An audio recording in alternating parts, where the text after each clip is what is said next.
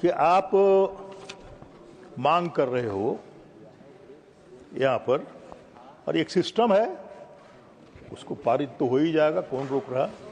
लेकिन क्या कारण है कि आप कई एक विभागों के पैसे आपने सरेंडर किए, आप पैसा खर्च नहीं कर पाते हैं, आपको सरेंडर करना पड़ता है और फिर आप पैसा की मांग करते हैं। और बहुत विकास अगर होता 14 के बाद, तो क्या कारण है कि गरीबों को काम होता, उनके समस्याओं का समाधान होता।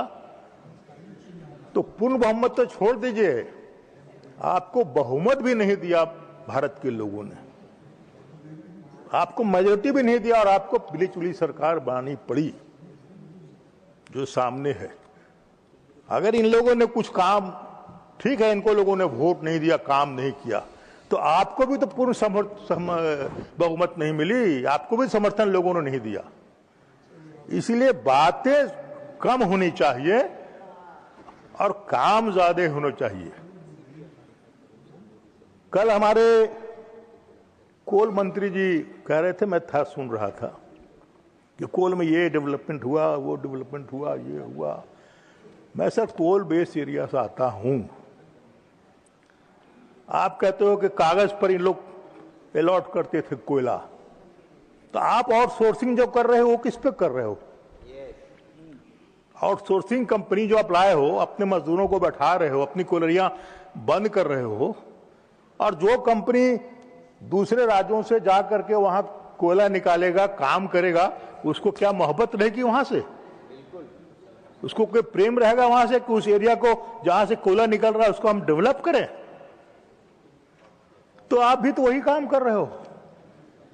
और जाकर के देखिए उन मजदूरों के कॉलोनियों को, उस मजदूर, उनके जो छोटे छोटे बच्चे हैं, वहां के हालात को, स्कूल को, पानी को, बिजली को जाके देखिए।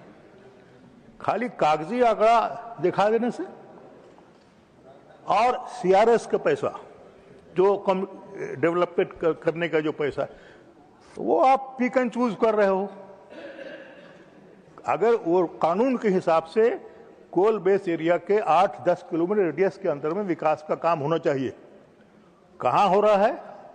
जहां कोयला का उत्पादन नहीं है वहां वो पैसा जा रहा है काम करने के लिए। ये सब हम लोग भी सब देख रहे हैं।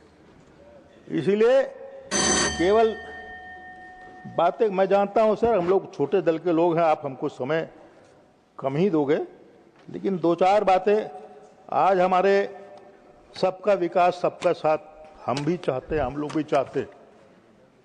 हमारे स्वास्थ्य मंत्री जी ने कहा कि झारखंड में जो एम्स है उसके साथ इंसाफ होगा, निश्चित रूप से उम्मीद हम लोग करते हैं।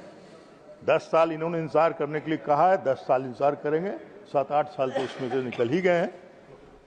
इसलिए महोदय, अब आप देखिए, हर घर जल योजना चली, पैसे आपने दे दिए।